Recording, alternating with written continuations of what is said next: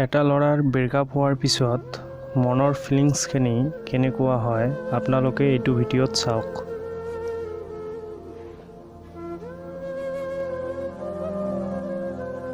প্ৰিয় মানুহজনে এৰি থৈ গ'লেও হয়তো ইমান কষ্টকৰ নহয় যিমান কষ্ট এই আপন মানুহজনে সলনি হৈ গ'লে হয়।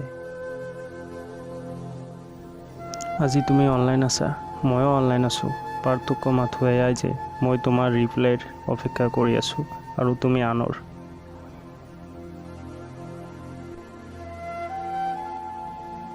আমি তোমাকেই ভাল পাওঁ, যিজন আমাৰ সুখৰ নহয়, কষ্টকৰ একমাত্ৰ কাৰণহে।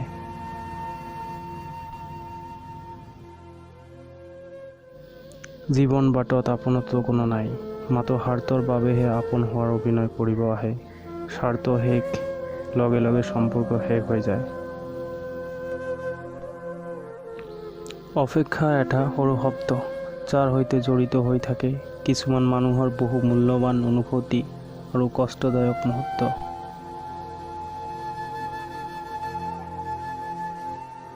ফোনটোৰ স্ক্ৰীনখন বাৰম্বাৰ চেক কৰি প্ৰিয়জনৰ কল মেছেজৰ বাবে অপেক্ষা কৰা মানুহজনে জানে প্ৰতীক্ষা কিমান কষ্টকৰ হয়।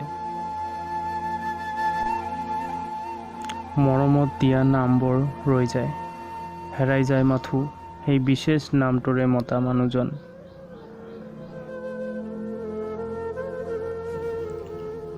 কিছু কোৱা হ'ল, কিছু থাকি গ'ল, কিছু কৈও ৰৈ গ'ল।